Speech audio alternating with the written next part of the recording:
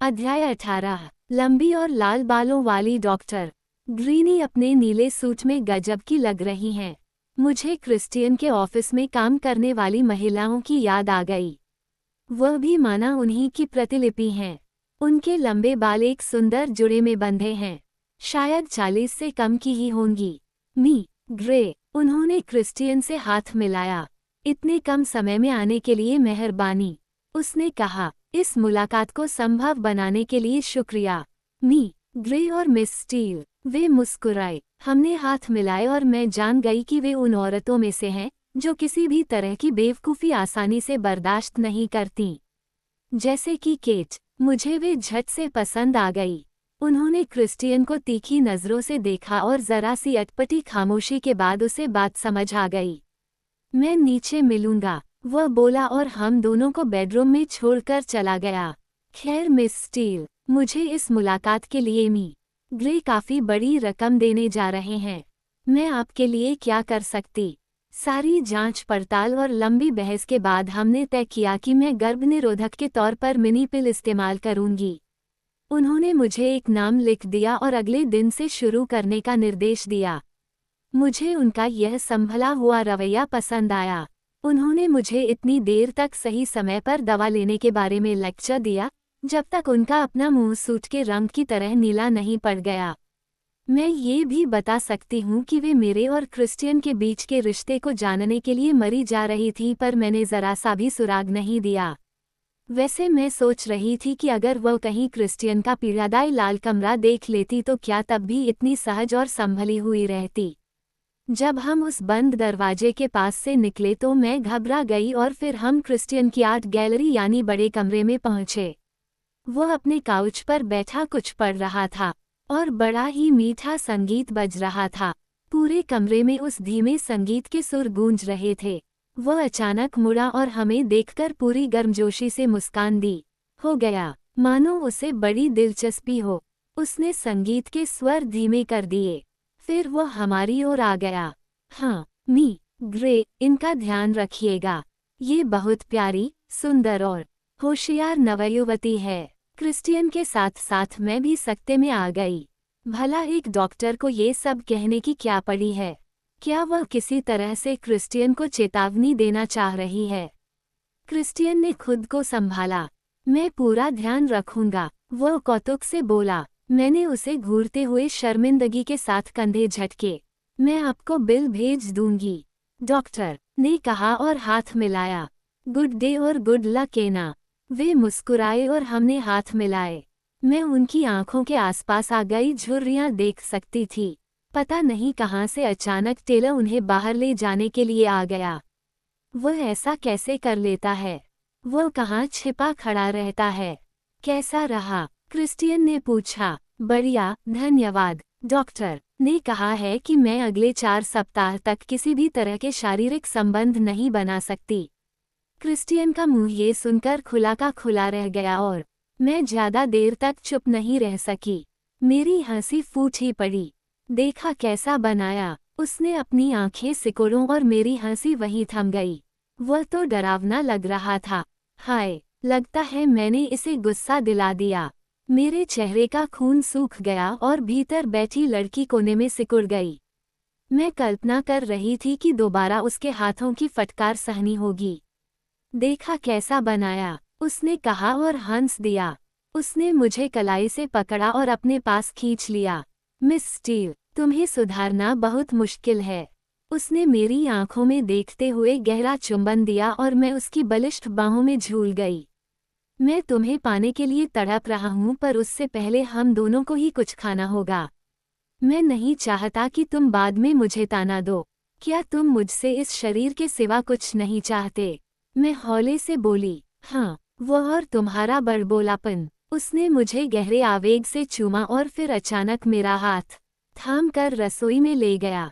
मैं हैरान हूँ, एक ही पल में हम मजाक करते हैं और अगले ही पल मैंने अपने तपे हुए चेहरे को हवा दी। अभी तो वह कौन सी दुनिया में था और अब वह खाने की बात कर रहा है। अभी भी हल्का संगीत गूंज रहा है। किसका गाना है? ये विला लोबोस है, अच्छा है न? हाँ, मैंने हामी दी। नाश्ते की मेज 2 के लिए लगी। है। क्रिस्टियन ने फ्रिज से सलाद का डोंगा निकाला। कैसर सलाद चलेगा? शुक्र है, ये तो हल्का है, मैं खा लूंगी। हाँ ठीक है, धन्यवाद। मैंने उसे बड़ी ही शालीनता से अपनी रसोई में यहाँ से वहाँ जाते देखा। वो अपने शरीर के साथ एक स्तर पर कितना आरामदेह है और दूसरी ओर नहीं चाहता कि उसे कोई छुए। हो सकता है कि वह अंदर से ऐसा न हो। कोई भी इंसान अकेला द्वीप नहीं होता, पर मुझे लगता है कि क्रिस्टियन ग्रे ऐसा ही है। तुम क्या सोच रही हो? वो मुझे मेरी सोच के घेरे से बाहर खींच लाया। मैं तो बस तुम्हें चलते देख रही थी। उसने चकित होकर एक भी उठाई और मैं थोड़ा खिसिया गई। तुम बहुत शालीन और गरिमामयी हो। अच्छा, थैंक्स मी। स्टीव, थोड़ी चाबलिस चलेगी? हाँ धन्यवाद। साथ साथ सलाद खाओ और मुझे बताओ कि तुमने क्या तरीका चुना। मैं एक पल के लिए तो सकते में ही आ गई। फिर समझ आया कि वह डॉक्टर की बात पूछ रहा था। मिनी पिल, उसने त्योरी चढ़ाई। और क्या तुम इसे रोज लेना याद रख सकोगी? सही वक्त पर हर रोज? हे भगवान, बेशक मैं याद रखूंगी। ये कैसे जानता है? मैं इस सोच से ही शर्मा गई। शायद उसकी 15 गुलामों में से कोई इन्हें लेती होगी। मुझे पक्का यकीन है कि तुम याद दिला दोगे, मैंने कहा। उसने मुझे हैरानी और कौतुक से देखा। ठीक है, मैं अपने कैलेंडर पर एक अलार्म लगा दूंगा। चलो तुम खाओ। चिकन कैसर सलाद काफी मजेदार है। हैरानी की बात यह भी है कि मुझे जोर की भूख लगी है और शायद पहली बार हो रहा है कि उसके साथ होने के बावजूद मैंने उससे पहले अपना हिस्सा खा लिया है। वाइन भी स्वादिष्ट और फलों के रस जैसे स्वाद वाली है। मिस स्टील, हमेशा की तरह अधीर। वह मेरी खाली प्लेट देखकर बोला। मैंने उसे कनखियों से देखकर कहा, हाँ। उसकी सांस जैसे अटक गई। जैसे ही उसने मुझे घूरना शुरू किया, हमारे बीच का माहौल बदलने लगा। धीरे धीरे उसमें एक नया ही रंग आने लगा। वो खड़ा हुआ और मुझे अपनी बाहों में खींच लिया। क्या तुम ये करना चाहती हो? उसने मुझे गहरी नजरों से देखकर पूछा। मैंने अभी तक कहीं हस्ताक्षर नहीं किए हैं, पता है, पर मैं आजकल सारे नियम तोड़ रहा हूँ। क्या तुम मुझ पर हाथ उठाने जा रहे हो? हाँ, पर ये तुम्हें चोट पहुँचाने के लिए नहीं होगा। मैं तुम्हें अभी कोई सजा नहीं देना चाहता। अगर कहीं कल शाम मिलती तो बेशक आज की कहानी कुछ और होती। ओह, वो मुझे चोट पहुँचाना चाहता है। मैं इन चीजों से कैसे निपटूंगी? मैं अपने चेहरे पर पसर आया भय छिपा नहीं सकती। एनेस्टेसिया, किसी दूसरे की सोच को अपने पर हावी मत होने दो। मुझ जैसे लोग ये सब करना इसलिए पसंद करते हैं क्योंकि हम दर्द लेना या देना पसंद करते हैं। ये बड़ी सीधी बात है। तुम ऐसा नहीं करती और मैंने कल इस बारे में सोचते हुए काफी समय बिताया। मैं उसके शरीर में हो रहे बदलाव महसूस कर सकती थी। मुझे भाग जाना चाहिए पर मैं भाग नहीं सकती। मैं किसी गहरे स्तर पर उसकी ओर खिंचती जा रही हूँ, जिसे मैं अभी समझ नहीं सकती। क्या तुम किसी नतीजे पर पहुँचे? नहीं, और अभी मैं केवल इतना चाहता हूँ कि तुम्हें बांधकर तुम्हारे साथ संबंध बनाऊं। क्या तुम इसके लिए तैयार हो? हाँ। मैंने एक सांस ली और पूरे शरीर में जैसे एक अजीब सी ऐंठन आ गई। बढ़िया, आओ। उसने मेरा हाथ थामा और हम नाश्ते के झूठे बर्तन वहीं छोड़कर सीढ़ियों से ऊपर चल दिए।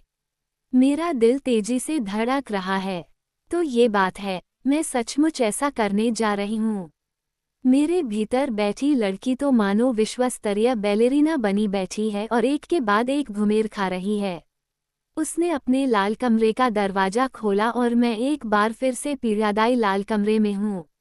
वही चमड़े, खट्टी सी गंध वाली पॉलिश और गहरे रंग की लकड़ी की गंध, कुल मिलाकर सब कुछ कामोत्तेजक है। देह में खून उछाले मार रहा है। चाह और वासना के मारे एड्रेनालिन का स्तर बढ़ गया है। बड़ा ही सिर घुमा देने वाला कॉकटेल है। क्रिस्टियन की नज़रें पूरी तरह से बदल गई हैं। उसने मुझे गहरे सम्मोहन से भरी वासनात्मक निगाहों से देखा। जब तुम यहाँ हो, तुम पूरी तरह से मेरी हो। मैंने हामी दी। मुंह सूख गया और ऐसा लगा कि कलेजा उछलकर बाहर आ जाएगा। अपने जूते उतारो। मैंने अपना थूक निगला। हाथ पैर जैसे बस में नहीं हैं। जूते उतारे तो उसने उन्हें दरवाजे के पास आराम से रख दिया। गुड। जब मैं कुछ करने को कहूँ तो तुम्हें हिचकने की जरूरत नहीं है। अब मैं तुम्हें इस पोशाक से बाहर निकालने जा रहा हूँ। मैं कुछ दिन से यही करना चाह रहा था। एनेस्टेसिया, मैं चाहता हूँ कि तुम अपनी देह के साथ सहज महसूस करो। तुम्हारा शरीर सुंदर है और मैं इसे देखना चाहता हूँ। ये भी एक आनंद है। दरअसल मैं तो इस तरह पूरा दिन तुम्हें देख सकता हूँ और तुम्हें इसके लिए कोई शर्मिंदगी या कुंठा नहीं होनी चाहिए।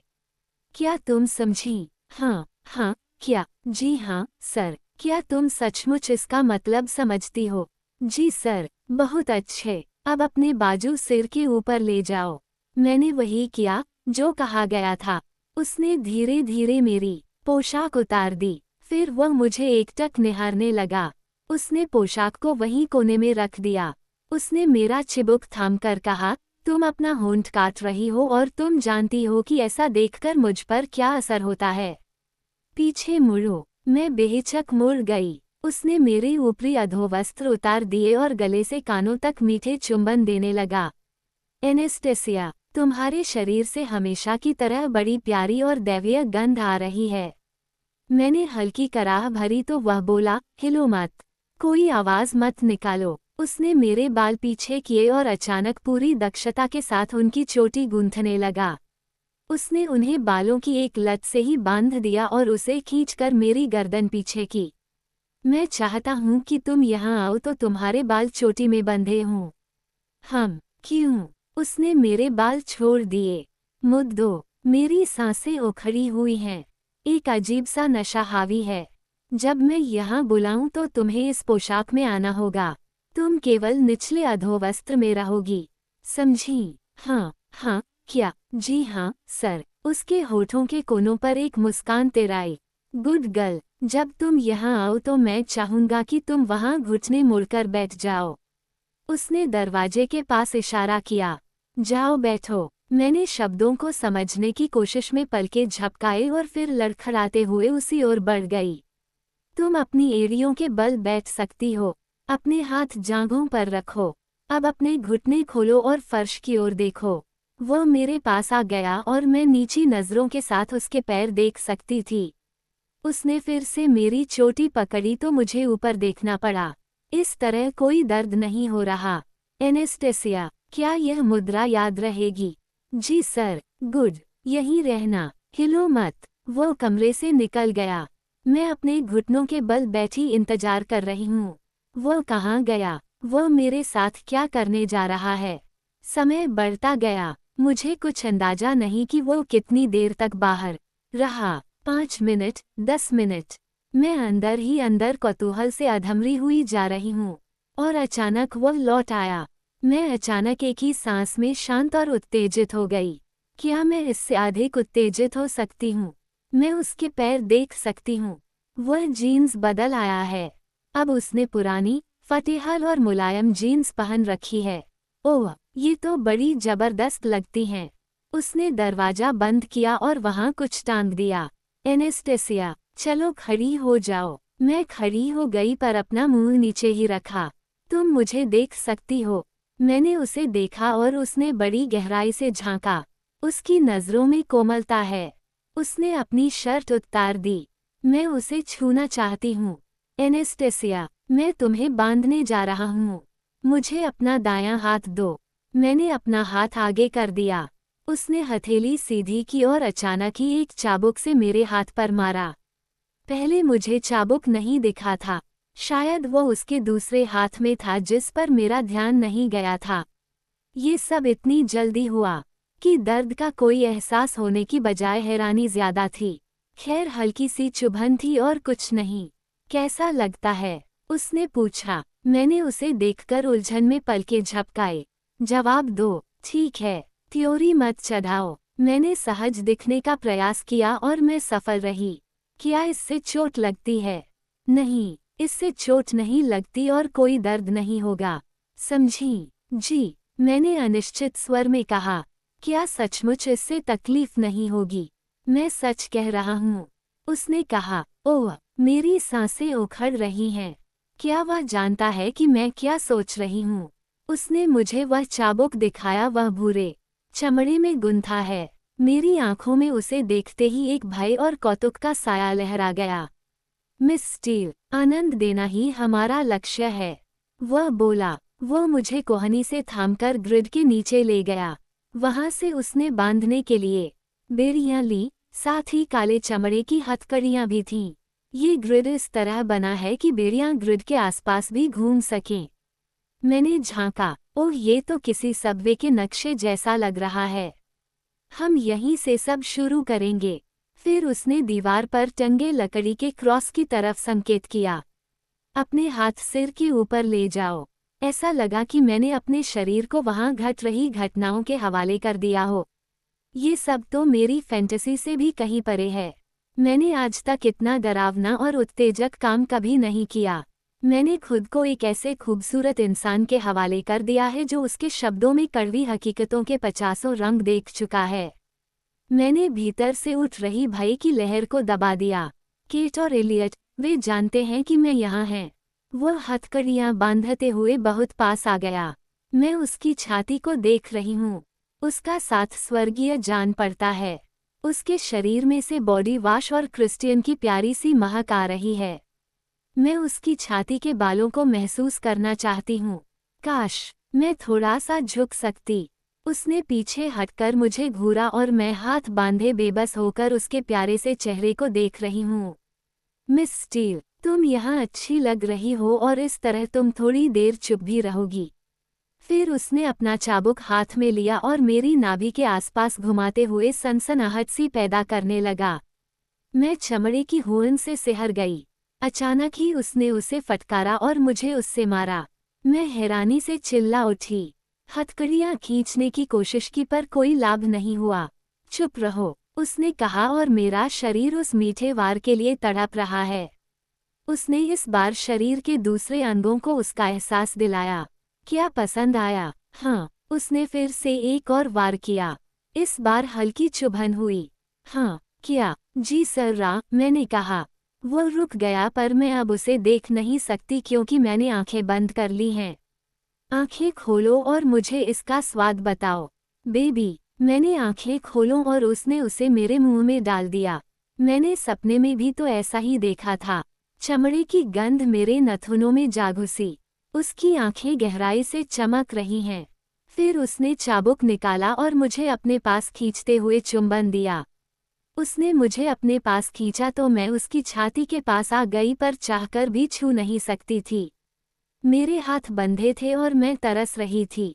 ओह एनेस्टेसिया, तुम कमाल हो। चाबुक का एक और वार हुआ और कुछ ही देर में मैं सारी दुनिया भुलाकर उसके इस खेल का हिस्सा बन गई। बेशक उसने सही कहा था कि यह सब पीड़ा के लिए नहीं, आनंद देने के लिए था। फिर वह धीरे धीरे अपनी मनमानी करने लगा। जी भरने के बाद उसने मेरी हथकड़ियां खोल दी और हम वहीं फर्श पर लेट गए। उसने मुझे गोद में खींचकर दुलारा और मैंने अपना सिर उसकी छाती पर टिका दिया। काश मुझमें उसे छूने की ताकत होती, पर नहीं, मैं तो बेजान हुई पड़ी हूँ। बहुत अच्छे बेबी, क्या तुम्हें कोई दर्द हुआ? उसने हौले से पूछा। नहीं, मुझसे तो आंखें भी नहीं खोली जा रहीं। मैं इतना थक क्यों गई? क्या तुमने इसकी उम्मीद की थी? उसने मेरी बिखरी लट संवारी। हाँ, देखा एनेस्टेसिया, ये डर तुम्हारे मन की उपज है। क्या तुम इसे दोबारा करना चाहोगी? मैंने दिमाग पर हावी होती थकान को परे धकेल कर एक पल के लिए सोचा। दोबारा? फिर मैंने हौले से कहा, हाँ। उसने मुझे कसकर गले से लगा लिया। बहुत अच्छे, मैं भी करना चाहूँगा। उसने मुझे अपने से लिपटाकर सिर चूम लिया। और अभी ये कहानी खत्म नहीं हुई। अभी खत्म नहीं हुई। मैं तो कुछ भी नहीं कर सकती। मैं पूरी तरह से पस्त हूँ और नींद लेने के लिए मरी जा रही हूँ। मैं उसकी छाती पर झुकी हूँ और सोना चाहती हूँ। उसके शरीर से लिपटकर बहुत आरामदायक और सुरक्षित महसूस कर रही हूँ। क्या वह मुझे सोने देगा? मैंने जैसे ही अपना मुंह उसकी छाती के पास ले जाकर उसकी गंध लेनी चाही, उसका पूरा शरीर बचाव में इघ गया। वो मुझे घूर रहा है। ऐसा मत करो। मैंने उसकी छाती को बड़े ही लगाव से देखा। मैं उन बालों में अंगुलियां फिराना चाहती हूँ, उन्हें छूना चाहती हूँ। मत करो, उसने चेतावनी दी। मैंने ध्यान दिया कि उसकी छाती पर छोटे छोटे निशान हैं। चिकन पॉक्स, मीजल्स, किस चीज के हो सकते हैं? दरवाजे के पास घुटनों के बल बैठ जाओ, उसने हुक्म दिया और मुझे पैरों पर खड़ा कर दिया। अब उसके सुर में पहले जैसी गर्माहट नहीं रही। मैं लड़खड़ाते हुए उठी और वैसा ही किया। किसने सोचा था कि इस कमरे में मैं ये सब करूंगी? कोई सोच सकता है कि यह सब कितना थका देने वाला हो सकता है। मेरे अंग शिथिल हो रहे हैं। अंदर बैठी लड़की ने बोर्ड टांग रखा है, कृपया मुझे तंग न करें। क्रिस्टियन आसपास घूम रहा है और मेरी आंखें नींद से भारी। मिस स्टील, मैं बोर कर रहा हूँ। मैं झटके से जगी। वो मेरे पास आ गया और घूरने लगा। हाय, कहीं उसने मुझे झपकी लेते देख तो नहीं लिया। उठो, उसने कहा, तुम थक रही हो, है न? मैंने शर्माते हुए हामी भरी। मिस स्टील, तभी तो कहा था कि हिम्मत चाहिए। तुम अपने हाथ जोड़ो, अच्छा, ताकि कह सकूं कि मेरे साथ सख्ती से पेश मत आना। उसने एक तार मेरी कलाइयों पर लपेट दी। ओह, मेरी आंखें खुली की खुली रह गई। ये तो जानी पहचानी है, क्लेटन वाला माल। अचानक ही पूरा शरीर जाग गया। अब मैं फिर से खेल का हिस्सा बन गई हूँ। मैंने कलाइयों को खींचना चाहा पर तार हाथों में चुभती है। वैसे वे इतनी टाइट भी नहीं कि चमड़ी को काटें। आओ, वो मुझे पलंग के पास ले गया। मैं और भी चाहता हूँ, पर यह सब बहुत जल्द होगा क्योंकि मैं जानता हूँ कि तुम थकी हुई हो। हम एक बार फिर से वासना और चाहत की गलियों में चल दिए, जहाँ जाने के बाद एना अपनी थकान और नींद भूल गई और क्रिस्टियन की हल्की सरगोशियों के बीच ये खेल पूरा हुआ। जब सुध आई तो हम दोनों फर्श पर लेटे थे। मैं उसके ऊपर पीठ के बल लेटी छत और वहाँ लटके सामान को देख रही थी। सब कुछ रंगीन और गुलाबी दिख रहा था। क्रिस्टियन हौले से बोला, अपने हाथ ऊंचे करो। मुझे लगा कि मेरे बाजू धातुओं से बंधे हैं, पर मैंने उन्हें उठा ही लिया। उसने कैंची ली और प्लास्टिक काटकर बोला, मैं इस एना को मुक्त घोषित करता हूँ। मैं अपनी कलाइयाँ मलते हुए खिलखिलाने लगी। कितनी प्यारी आवाज है, उसने कहा। वह अचानक उठ बैठा और इस तरह मैं उसकी गोद में आ गई। ये तो मेरी ही गलती है। वह मेरी कलाइयाँ मलने लगा। क्या? मैं कुछ समझी नहीं कि तुम अक्सर इस तरह नहीं खिलखिलाती। मैं वैसे भी कोई बहुत ज्यादा खिलखिलाने वालों में से नहीं है। ओह, पर मिस स्टील, जब ऐसा होता है तो यह आवाज सुनने का भी आनंद आ जाता है। मी ग्रे बड़े रोमानी हो रहे हैं। उसकी आंखें मुलायम हो आईं और वह मुस्कुराया। मैं कहना चाहूंगा कि अब तुम्हें गहरी नींद चाहिए। सारे रोमांस का हो गया कबाड़ा। मैंने मुंह बनाया। उसे देखकर ऐसा लगा कि काश मैं सारी जिंदगी इस खूबसूरती को निहार सकती। उसने किसी कमांडो की तरह झट से जीन्स चढ़ा ली। मैं टेलर या मिसेज जॉस को डराना नहीं चाहता। वे तो जानते ही होंगे कि ये कैसा झटकी और सनकी आदमी है। उसने मुझे पैरों पर खड़े होने में मदद की और इस तरह भूरा चोगा पहनाया मानो किसी बच्चे को तैयार कर रहा हो। जब मेरा शरीर ढंक गया तो उसने मुझे झुककर चूमा और मुस्कुराया। पलंग पर चलें? अरे नहीं, सोने के लिए, उसने मुझे तसल्ली दी। अचानक ही उसने मुझे गोद में उठाकर छाती से लगा लिया और मेरे कमरे की ओर चल दिया। मुझे याद नहीं कि आज से पहले मैंने कभी इतनी थकान महसूस की होगी। उसने मुझे कंबल उड़ाकर लिटाया और अचानक ही मेरे पीछे आकर लेट गया। उसने मेरे बालों में नाक देते हुए हौले से कहा, सो जाओ, खूबसूरत लड़की। फिर उसने मेरे बाल चूम लिए और इससे पहले कि मैं कोई जवाब दे पाती, मैं गहरी नींद में खो चुकी थी।